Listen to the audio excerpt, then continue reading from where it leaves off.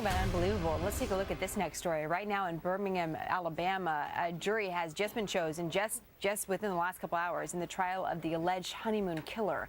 8 women, 6 men will consider murder charges against Gabe Watson. He's accused of drowning Tina Thomas Watson, his former wife, 8 years ago while they were scuba diving off the coast of Australia on, of course, their honeymoon. Watson served time in Australia after pleading guilty to manslaughter, but he's back here now. Joining us is defense attorney Dwane Cates and former prosecutor Nicole DeBoer. So Dwane, let's talk a little bit about that key point that he had been tried in Australia before. Can he be tried here again at home?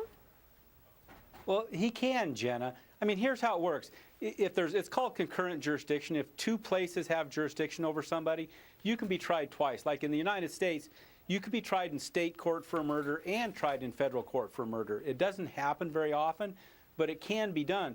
But it's going to be really interesting for this jury to decide if something happened in Alabama that gives Alabama jurisdiction. I mean, that's going to be the question. Nicole, let's talk a little bit about just the location, but also the time that's passed. I mean, it's been, we were surprised we've been talking about this case so much, but we forget that this happened in 2003. I mean, how does that impact the prosecution and their ability to get a guilty verdict here, if that indeed is what needs to happen?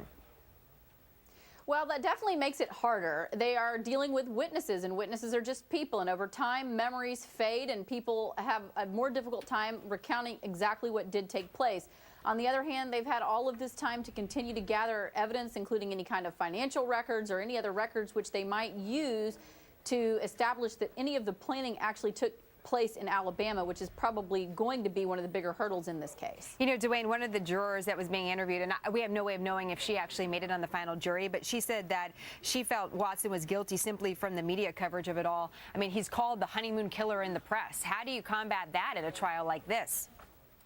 It's really difficult when that happens, and especially if he said that out loud in front of the other juries when they were doing jury selection. That can poison an entire pool. Now, they have a court reporter that takes all that down, and all that can be challenged on appeal if he's convicted. But, you know, in Australia, they didn't feel they had enough evidence to take him to trial on first-degree murder, and they gave him a smoking deal. And in my experience, prosecutors only give smoking deals on homicide cases when they don't have a very strong case. Nicole, what do you think? Well, I mean, it's a circumstantial case, and by the nature of that, the fact that it is circumstantial, it's going to be more difficult for the prosecution to prove. I mean, you don't have a confession, you don't have anybody saying that they saw someone kill her. So what you have to do is piece the puzzle pieces together until you have an entire picture. And ultimately, the jury is going to have to decide whether or not those puzzle pieces make the picture of a murder. Let's talk about that. We have the wedding photos, but let's bring back up that one picture that was taken underwater that shows, well, there's different opinions of what it shows. But you do see that what we have highlighted is the body there of Tina. And according to the diver that's on the center of the screen, that is accordingly the guy that's on the stand right now. So behind him, you hear, that's the rescue diver that's trying to swim after his wife that he says he was not able to bring back to surface. Now, Dwane, if there's one thing that you learn when you learn scuba diving is that when you have a buddy, you're able to get them to surface. You learn multiple ways. And if he was as experienced as he says he was, it's highly unlikely that he would have turned the other direction and let another diver go down. That's just not what you're taught. So what do you do with that photograph? Well, his experience is going to be used against him, but his explanation makes sense. If you've got somebody panicking underwater and you go down and you try to help them, the first thing you got to do is protect yourself to keep your mask and your regulator from being removed and keep from drowning. So him giving her a bear hug makes sense that he may have tried to do that. She knocks his mask and his regulator out.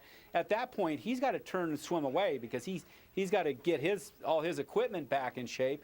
And while he's turning and swimming away, the other rescue diver goes down. I think that's a logical explanation. Well, it's interesting, Nicole, getting back to the photo, according to the Associated Press, they described the picture that her husband, Gabe Watson, is surfacing. But if we take a look at the picture again, apparently it's not clear of whether or not he is the guy that looks like he's surfacing, even though the description suggests that. So as a prosecutor, what do you do with this photo?